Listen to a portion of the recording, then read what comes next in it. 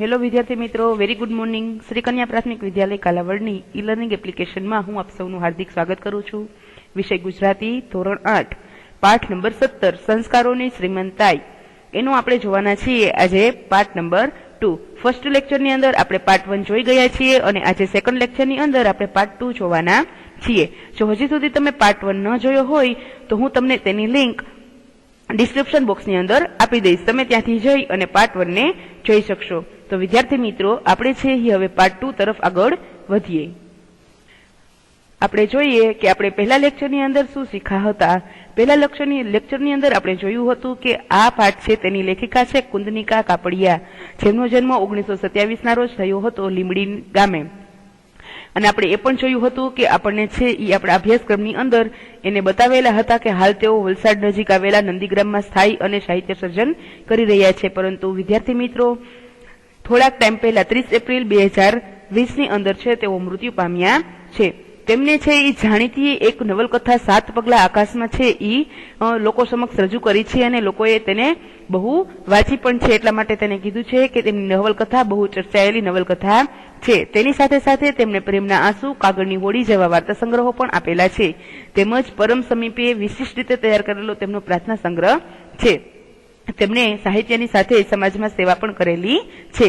આવી રીતે તેમને છે એ પોતાનું જીવન છે તે વ્યતીત કરેલું છે. તો વિદ્યાર્થી મિત્રો, આ પાઠ છે એ એક કુટુંબ કથા છે અને એ પાઠની અંદર શું થાય છે તો કે જગમોહનદાસ છે એ ખૂબ જ શ્રીમંત હોય છે અને થોડોક ટાઈમ થતા તેને ગરીબી છે એ આટો ફરી જાય છે. અને ગરીબીને કારણે બધા સભ્યો છે એ શું કરે છે કે અલગ અલગ થવાને બદલે બધા ભેગા થઈ સાથે મળી અને એને જે દુઃખ આવ્યું છે તેનો સામનો કરે છે.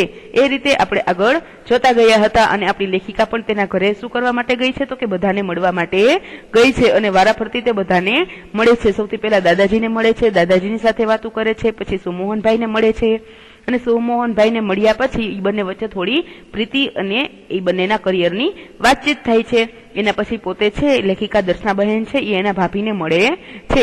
ભાભી પણ તેને કહે છે કે મને થોડું કામ છે એમાં ફાવટ આવતી નથી, જો પહેલેથી કર્યું હોત તો મને કામમાં ફાવટ આવી જાત. એ રીતે બંને વાતચીત કરે છે અને એક સરસ મજાની વાત એ પણ કરે છે કે માત્ર બંગલા અને ગાડીઓ હોય તો જ ખુશ રહેવાતું નથી, એના વગર પણ બધાની સાથે બેસી, બધાની સાથે મોજ શોખથી રહી અને હળીમળીને રહેવાથી પણ ખુશી તો મળે જ છે. અહીંયા સુધી આપણે વાત થઈ હતી. આગળ જોઈએ કે હવે શું થાય છે.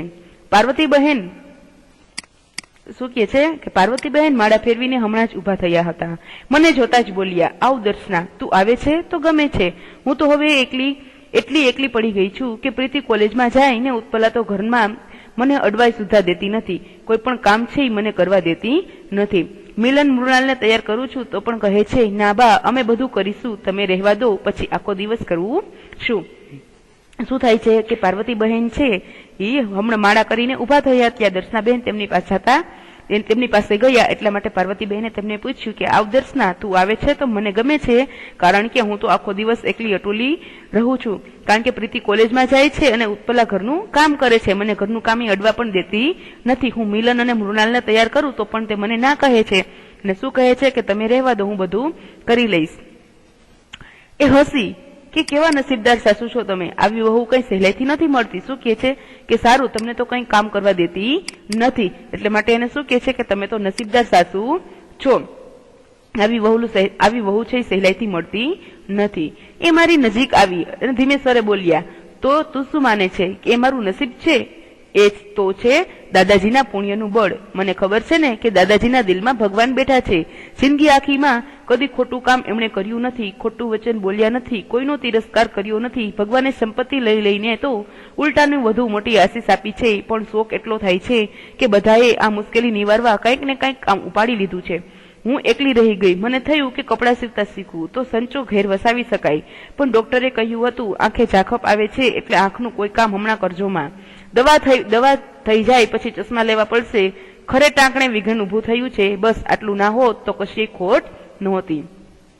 જ્યારે દર્શનાબહેન અને ઉર્મિલાબહેન વચ્ચે છે એ વાતચીત થાય છે, પાર્વતીબહેન વચ્ચે વાતચીત થાય છે, ત્યારે શું કહે છે એની નજીક જઈ અને કહે છે કે તું શું માને છે કે મારું નસીબ છે, આવી બધી મને આવી સરસ મજાની હોવ મળી છે તો એ મારું નસીબ છે? નહીં, એ તો દાદાજીના પુણ્યનું બળ છે. કારણ કે દાદાજીના દિલમાં ભગવાન બેઠા છે. તેને આખી જિંદગી કદી દિવસ ખોટું કોઈનું કામ કર્યું નથી, ખોટું ક્યારેય બોલ્યા નથી, કોઈનો તિરસ્કાર કર્યો નથી. એટલા માટે પાર્વતીબેન શું કહે છે કે ભગવાને મારી સંપત્તિ લઈ લીધી તો એ ઉલટાનું સારું, એને એમને બહુ મોટી આશીષ આપી છે. કેવી આશીષ, કેવા આશીર્વાદ આપ્યા છે? તો કે આ મુશ્કેલીમાં નિવારવા માટે બધા કંઈક ને કંઈક કામ ઉપાડી લીધું છે, પરંતુ હું એકલી રહી ગઈ છું. કે મને એવું થયું કે હું કપડાં સીવતા શીખું અને ઘરમાં થોડાક પૈસા આપી અને સ્થિતિને સુધારી શકું, પરંતુ ડોક્ટરે હમણાં મને આંખે ઝાંખપ આવે છે, એટલા માટે ડોક્ટરે કીધું છે કે હમણાં કોઈ આંખનું કામ કરતા નહીં. દવા થઈ જાય પછી ચશ્મા લેવા પડશે, એટલે ખરે ટાંકણે વિઘ્ન ઊભું થયું છે. બસ આટલું ના હોત તો કશી ખોટ નહોતી. જો મને આંખે ચશ્મા ને એવું કઈ ના હોત તો હું પણ કંઈક ને કંઈક કામ જરૂર કરી શકત. બહાર જઈ પ્રીતિનો હાથ પકડી હું બોલી, પ્રીતિ તું તો ખૂબ ભાગ્યવાન છે. જે ઘરના લોકોમાં આટલી કર્તવ્ય ભાવના, પોતાને ઘસી નાખવાની આટલી ઝંખના હોય, એમના પ્રેમની સુવાસ તો સાચે જ તને ઈર્ષા કરવા જેવી ભાગ્યશાળી બનાવી દે છે. બધા લોકો છે, બધા ઘરના સભ્યો છે, તેની સાથે દર્શનાબહેન વાત કરે છે અને છેલ્લે બહાર જઈ પ્રીતિનો હાથ પકડી અને શું કહે છે કે પ્રીતિ તું તો ખૂબ જ ભાગ્યશાળી છો. આટલા બધા તારા ઘરના જે બધા લોકો છે એ કેવી કર્તવ્ય ભાવના, બધા પોતાના કર્તવ્યને સારી રીતે બજાવે છે ઘરની અંદર, અને પોતાને ઘસી નાખવાની કેટલી ઝંખના છે કે નહીં અમે અમારા પરિવારને ક્યારેય છોડશું નહીં, ગમે તેવી મુશ્કેલ છે એ પરિસ્થિતિ આવી છે તો બધા સાથે મળીને તેમનો સામનો કરશું. એટલા માટે શું કહે છે કે એમના પ્રેમની સુવાસ તો સાચે જ તારાથી અમને ઈર્ષા કરાવી દે છે, જેવી ભાગ્યશાળી બનાવી દે છે. મારી સામે આનંદથી જોઈને પ્રીતિ બોલી, કર્તવ્ય ભાવના? હું તો એને શ્રીમંતાઈ કહું છું. પેલી શ્રીમંતાઈ તો વસ્તુનો આડંબર હતો, બહારની ચીજ હતી. સાચી શ્રીમંતાઈ તો એ સૌના દિલમાં વસી છે, સંસ્કારની શ્રીમંતાઈ. એમ ન હોત તો આર્થિક દ્રષ્ટિએ આટલા મોટા પતન પછી અમે સી રીતે અમારા ઘરની એ જ સંવાદિતતા, એ જ આનંદ, એ જ અખંડિતતા જાળવી શક્યા હોત. કહે તો શું કહે છે કે જ્યારે દર્શનાબહેન અને પ્રીતિ વચ્ચે વાતચીત થાય છે ત્યારે પ્રીતિ છે તેની સામે જોઈને કહે છે કે કર્તવ્ય ભાવના, કે હું આને કર્તવ્ય ભાવના નહીં પરંતુ હું આને શ્રીમંતાઈ કહું છું. કે પહેલા જેવી શ્રીમંતાઈ હતી તો વસ્તુનો આડંબર હતો કે આ વસ્તુ, ઓલી વસ્તુ, એનાથી અમે બધા ઓળખાતા હતા અને એને કારણે વૈભવ છે, વિલાસ છે, સંપત્તિ છે એ હતું અને બહારની ચીજ હતી. પણ અત્યારે મને સાચી શ્રીમંતાઈ તો સૌના દિલમાં જે વસેલી છે એ દેખાય છે. અને એને કઈ શ્રીમંતાઈ કીધી છે તો કે સંસ્કારની શ્રીમંતાઈ. જો એમ હોત તો આર્થિક દ્રષ્ટિએ આટલા મોટા પતન પછી અમે સી રીતે અમારા ઘરમાં પહેલા જેવી સંવાદિતતા, પહેલા જેવો આનંદ અને પહેલા જેવા જ અમે અખંડતા જાળવી શક્યા છીએ. નહીં તો આવું થાય નહીં. નહીતર આવી રીતે થાય તો શું થાય કે ઘરના સભ્યો છે એકબીજાથી દૂર ચાલ્યા જાય, એકબીજાથી મનભેદ થાય. કારણ કે આર્થિક દ્રષ્ટિએ જો પતન થાય ત્યારે આખું ફેમિલી છે એ એક દુઃખના ડુંગર નીચે દબાઈ જાય છે અને આખું ફેમિલી વેરવિખેર થઈ જાય છે. પણ અહીંયા તો બધા સાથે જ રહે છે. હજી પણ તેના કુટુંબની અંદર એવી સંવાદિતતા છે, એવો આનંદ છે અને એવું જ અખંડ ને અખંડ છે. હર્ષથી મેં પ્રીતિનો હાથ દબાવ્યો. ઘણા મોટા ધનની સ્વાભિમાની બની છો પ્રીતિ. શું કહે છે કે તું ઘણા મોટા ધનની સ્વાભિમાની બની છો એમ કહી અને દર્શનાબહેન છે તેને પણ શું આપે છે કે આત્મવિશ્વાસ આપે છે અને બંને પોતાની વાતચીત કરે છે. બસ અહીંયા સુધી આપણો પાઠ આપેલો છે. આ પાઠને છે એ દ્વાર અને દિવાલમાંથી લેવામાં આવ્યો છે. એક પુસ્તક છે, નવલકથા છે, તેમાંથી આ પાઠ છે એ લેવામાં આવ્યો છે. વિદ્યાર્થી મિત્રો, જો તમને છે એ આ પાઠની અંદર ઘણા બધા નવા શબ્દો અને અટપટા શબ્દો છે એ જોયા હશે તો આપણે એનો અર્થ જોઈ લઈએ. શબ્દ સમજૂતી તમને નીચે આપેલી છે. એ શબ્દ સમજૂતી તમારે શું કરવાની છે તો કે તમારે ગુજરાતીની પાકી બુકની અંદર એક વખત ફરજિયાત લખી લેવાની છે, જેથી શું થશે કે તમને છે એ નહીં સમજાતા અર્થ હોય એમાંથી ખબર પડી જશે. એટલા માટે તમને શબ્દ સમજૂતી છે એના અર્થ ખબર પડી જશે, એમાંથી સાચી જોડણી લખતા આવડી જશે અને બીજું કે સમાનાર્થી શબ્દ અને વિરુદ્ધાર્થી શબ્દ પણ તેમાંથી તમને આવડી જશે. એટલા માટે શબ્દ સમજૂતી ફરજિયાત એક વખત ગુજરાતીની પાકી બુકમાં લખવી જરૂરી છે. રૂઢિપ્રયોગ આપેલા છે એ પણ તમારે શું કરવાનું છે તો કે એના અર્થ અને વાક્ય બંને તમારે ગુજરાતીની પાકી બુકની અંદર લખી લેવાનું છે. હવે ખાસ જોઈએ ભાષા સજ્જતા. વિદ્યાર્થી મિત્રો, આપણે દરેક પાઠમાં આવતી ભાષા સજ્જતા છે એ જોતા જઈએ છીએ અને દરેક પાઠની અંદર અલગ અલગ તમને છે એ વ્યાકરણના ટોપિક આપેલા છે, એટલે ભાષા સજ્જતા સમજવી જરૂરી છે. આપણે આમાં જોઈએ કે આ વાર્તામાં ગુજરાતી ભાષા ઉપરાંત બીજી ભાષાઓના શબ્દનો ઉપયોગ થયો છે. કઈ કઈ ભાષાઓનો ઉપયોગ થયો છે તે આપણે જોઈએ કે તમારા ધ્યાનમાં આવ્યું જશે. અંગ્રેજીના શબ્દ આવ્યા તો કયા કયા? તો કે ડોક્ટર, પાર્ટી અને ક્લબ. પછી અરબી ભાષા છે તેના પણ શબ્દ આવ્યા. કયા? તો કે મિજલસ, નસીબ અને નસીબદાર. પછી ફારસી ભાષા છે તેનો શબ્દ આવ્યો જિંદગી, ચશ્મા અને ચીજ. ભાષાના શબ્દનો ઉપયોગ થયો છે. સંસ્કૃત અને અન્ય ભારતીય ભાષાના અનેક શબ્દો ગુજરાતીની ભાષામાં વપરાય છે.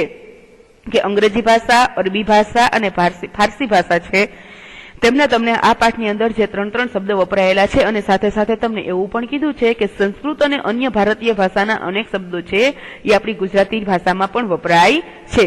આપણે નીચે જોઈએ કે નીચે આપણને પણ હજી શબ્દનું વિવરણ આપેલું છે એ જોઈએ. અન્ય ભાષાના શબ્દો કાં તો મૂળ રૂપે તત્સમ એટલે કે ગુજરાતીમાંથી આવે છે અને કાં તો પરિવર્તન પામીને તદ્ભવ આવે છે. સંસ્કૃત ભાષાના અસંખ્ય શબ્દો ગુજરાતીમાં મૂળ રૂપમાં પણ વપરાય છે તેમજ તેમના પરિવર્તન પામેલા રૂપો પણ વપરાય છે. શું કીધું છે કે અન્ય ભાષાના શબ્દો કાં તો મૂળ રૂપે એટલે કે તત્સમ સ્વરૂપે ગુજરાતીમાં આવે છે અથવા તો તદ્ભવ પરિવર્તન પામીને એ શબ્દને શું કહે છે કે ગુજરાતીના રૂપમાં ફરીથી વપરાય છે. તો આપણે પરિવર્તન પામેલા શબ્દો અને મૂળ રૂપના શબ્દો જોઈએ. સંસ્કૃતના શબ્દો છે તત્સમમાં એ રીતે બોલાય છે અને ગુજરાતીમાં તદ્ભવમાં એ રીતે બોલાય છે. તો આપણે પહેલો શબ્દ જોઈએ ધર્મ. જે સંસ્કૃતમાં બોલતા હોય ધર્મ તો સામે છે ધર્મ. આપણે ઘણી વખત છે એ બોલતા હોઈએ છીએ. સૂર્ય, સૂરજ, હસ્ત, હાથ, કર્મ, કરમ, વર્ષ, વરસ. તો આપણે સંસ્કૃત શબ્દ છે એને તત્સમમાં આ રીતે છે એને પ્રોનાઉન્સિએશન કરીએ છીએ અને તદ્ભવમાં ગુજરાતીમાં આ રીતે આપણે તેનું પ્રોનાઉન્સિએશન કરીએ છીએ. પ્રોનાઉન્સિએશન કરીએ છીએ એટલે કે બોલીએ છીએ. એની પછી નીચે જોઈએ પ્રશ્ન નંબર 3. અહીંયા તમને આજે વિચાર વિસ્તારની પ્રવૃત્તિ છે. વિચાર વિસ્તાર કેવી રીતે લખવાનો અને એને કેવી રીતે વર્ણવવાનો તે તમને કહેવામાં આવ્યું છે એ જોઈએ. ચિંતનાત્મક પંક્તિઓમાં રજૂ થયેલા વિચારોને કે બોધભાવને પકડી અને વિસ્તારપૂર્વક વર્ણવવામાં આવે તેને વિચાર વિસ્તારની પ્રવૃત્તિ કહેવાય. વિચાર વિસ્તાર કરતી વખતે ધ્યાનમાં રાખવાની બાબતો વિશે જાણીએ. શું કહે છે કે ચિંતનાત્મક પંક્તિઓમાં રજૂ થયેલા વિચાર અને બોધભાવ કે તમારી સામે એક પંક્તિ આપેલી છે એમાં તમારે શું કરવાનું છે? ચિંતન કરવાનું છે, વાંચવાનું છે, સમજવાનું છે અને સમજી અને એમાં રજૂ થયેલા જે વિચાર છે, જે બોધભાવ છે એને તમારે પકડી અને શું કરવાનું છે કે એ જે તમારી સામે પંક્તિ મૂકવામાં આવી છે તેને વિસ્તારથી વર્ણન કરવાનું છે. એને કહેવાય વિચાર વિસ્તાર. તો વિચાર વિસ્તારમાં કઈ કઈ બાબતો ધ્યાનમાં રાખવાની હોય તે આપણે જોઈએ. વાંચવું, વિચારવું એ વિચાર વિસ્તારની પાયાની બાબત છે. સૌપ્રથમ આપણે પંક્તિઓને ધ્યાનપૂર્વક વાંચીએ છીએ અને અથવા તો વાંચો અને એમાં ક્યાં વિરામચિહ્નો હોય તો એ પ્રમાણે ત્યાં અટકીને વાંચો. શું કહે છે કે વાંચવું અને વિચારવું એ જ વિચાર વિસ્તારની પાયાની બાબત છે. પહેલા તમારે વાંચવાનું, પછી વિચારવાનું અને વાંચતા વાંચતા તમારે એ જોવાનું છે કે વિરામચિહ્ન જ્યાં છે ત્યાં અટકવાનું અને પછી બોલવાનું સ્ટાર્ટ કરવાનું. આપણે અહીંયા વિરામચિહ્નો હોય એવું લખેલું છે કે વિરામચિહ્નો હોય પછી ત્યાં આપણે શું કરીએ છીએ? અટકીએ છીએ અને પછી એ પછીનું વાક્ય બોલીએ છીએ. તો તમારે વાંચવાનું, વિચારવાનું અને પછી જ્યાં વિરામચિહ્ન આવે ત્યાં અટકી અને આગળથી બીજું વાક્ય સ્ટાર્ટ કરવાનું. પછી બીજી બાબત છે કે શબ્દોના અર્થ સમજવાનો પ્રયત્ન કરતા જઈ પંક્તિઓના મુખ્ય વિચારોને તારવાનો એ વિચાર વિસ્તારની અગત્યની બાબત છે. શું કીધું છે કે શબ્દનો અર્થ તમારે સમજવાનો. જેમ જેમ તમે શબ્દનો અર્થ છે એ સમજવાનો પ્રયત્ન કરતા જઈશો તેમ તેમ તમે પંક્તિ અને પંક્તિઓના મુખ્ય વિચાર છે એને એક બાજુ તારવતા જઈશો. એમાંથી તમે છે એ વિચાર વિસ્તાર છે એને શું કરી શકશો? તો કે વિસ્તૃત વર્ણન કરી શકશો. તો આ શબ્દોના અર્થ છે એને સમજવાનો પણ અગત્યની બાબત છે. પંક્તિ કે પંક્તિઓમાંથી સાદો અર્થ સમજાઈ ગયા પછી એમાંથી પ્રગટતા અન્ય અર્થો, સૂચિતાર્થો કે ગુથાર્થોને સમજવાનો પ્રયત્ન કરી એમાં કેવો બોધ છે તે તારવવો. શું કે છે કે જ્યારે વિચાર વિસ્તારની પંક્તિઓ વાંચો છો ત્યારે તમને પંક્તિ કે પંક્તિઓનો સાદો અર્થ સમજાઈ જાય પછી એની અંદર પ્રગટતા અન્ય ભાવો છે, સૂચિતાર્થો છે, ગુથાર્થો છે એને સમજવાનો તમારે પ્રયત્ન કરવાનો છે. એનો સારાંશ શું છે, એનો બોધ શું મળે છે, એનું શીર્ષક કેવું હોવું જોઈએ એ તમારે તારવવાનો પ્રયત્ન કરવાનો છે. એ કરતા જઈશું એટલે તમને છે એ વિચાર વિસ્તાર લખતા વાર લાગશે નહીં. પંક્તિઓના મુખ્ય વિચારોને સમજાવતા એને અનુરૂપ અન્ય એવી પંક્તિઓ, દ્રષ્ટાંતો, રૂઢિપ્રયોગો કે કહેવતો વગેરે શોધો.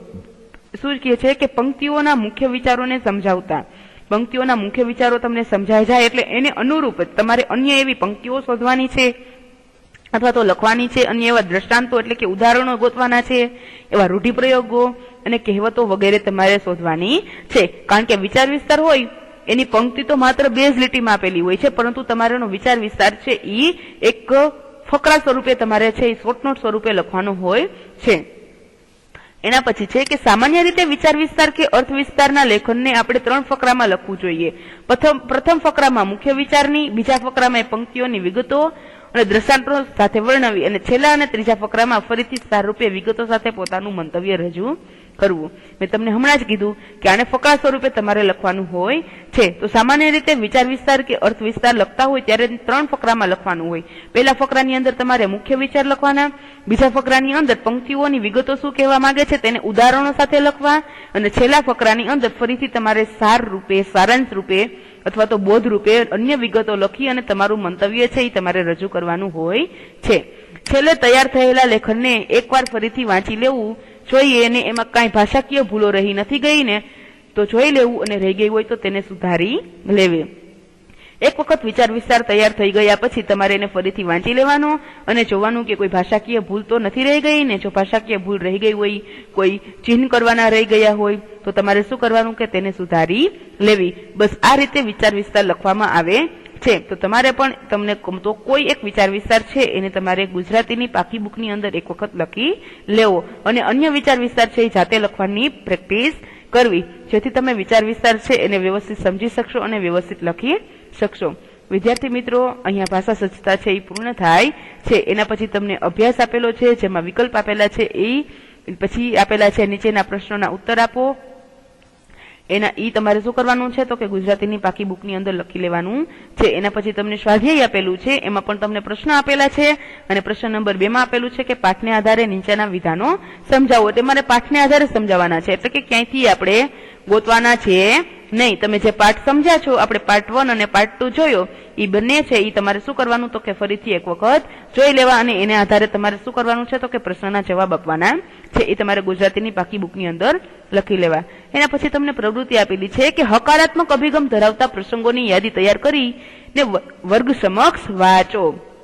હકારાત્મક અભિગમ એટલે કે તમે પાઠની અંદર જોયું કે એની ઉપર જે ગરીબીની જેવી પરિસ્થિતિ આવી હતી છતાં પણ બધા સારા વિચારો કરી, પોઝિટિવ થિંકિંગ, પોઝિટિવ વિચારો કરી અને એક સાથે રહી અને એને આખા ઘરનું જવાબદારી જે બધાએ ઉપાડી લીધી હતી તો એને એક સારું પ્રસંગ કહેવાય, એ સારા ઉદાહરણ કહેવાય કે ગમે તેવી મુશ્કેલીમાં પણ લોકો જો સાથે મળી એકતામાં રહી અને શું કરે છે તો કે પોતાની જવાબદારીઓ સારી રીતે નિભાવી અને આખું કુટુંબ છે એને બચાવી શકે છે, આનંદ જે હતો એ જ મેળવી શકે છે અને અખંડિતતા જાળવી રાખે છે. તો આવા હકારાત્મક વલણ ધરાવતો એક પ્રસંગ તમારે શું કરવાનો છે કે એ તમારે શોધી અથવા તો ક્યાંય સાંભળ્યો હોય તો તમારે ગુજરાતીની પાકી બુકની અંદર લખી લેવાનો છે. એના પછી આપેલું છે કે આ કુટુંબ કથાને સમાન સ્વરૂપે વર્ગખંડમાં રજૂ કરો. જો તમે અહીંયા હોત તો આપણે જરૂર એ કરો, જેથી તમે સમાન સ્વરૂપે રજૂ કરો એટલે ગુજરાતી બોલવાની અને તમને શું થાત તો કે પ્રેક્ટિસ પડે. તમને ગુજરાતી આવડે જ છે પણ એ બોલવાની પણ એક કળા છે, ક્યાં અટકવું, ક્યાં રોકાવું, કેવી રીતે શબ્દને બોલવો, કારણ કે શબ્દ પણ ભાવ દર્શાવતા હોય છે. તો જો તમે અહીંયા હોત તો આપણે જરૂર સમાન સ્વરૂપે રજૂ કરત, પરંતુ અત્યારે તમે ઘરે છો તો તમે તમારા નાના નાના ભાઈ બહેનો સાથે અથવા તો તમારા મિત્ર મંડળની સાથે આ કુટુંબ કથાને સમાન સ્વરૂપે રજૂ કરી શકો છો. એમાં તમે 8 સભ્યો છે એ 8 પાત્ર અલગ અલગ બનો. એક દાદા બને, એક દાદી બને, એક શું બને સુમોહનભાઈ બને, એના ભાભી બને, એના 2 છોકરા બને પ્રીતિ અને દર્શના. એમ અલગ અલગ તમે છે એ 8 નહીં પણ 9 સભ્ય છે, કારણ કે એક લેખિકા પણ આવશે એટલે 9 સભ્યો છે એ તમે બની અને તમે તમારું શું કરી શકો છો કે પાત્ર છે એવી રજૂ કરી શકો છો. એમાં તમને મજા પણ આવશે અને તમારો ટાઈમ પણ વેસ્ટ નહીં થાય અને એને લીધે તમને પાઠ પણ સમજાઈ જશે. તો વિદ્યાર્થી મિત્રો, હવે મળીશું આપણે આના પછીના લેક્ચરમાં. ત્યાં સુધી તમે છે એ આ લેક્ચર છે તેને જોવો, તેનું હોમવર્ક કરો અને વધુ અભ્યાસ ઘરે રહીને કરો. ઘરમાં રહો, સુરક્ષિત રહો. Thank you.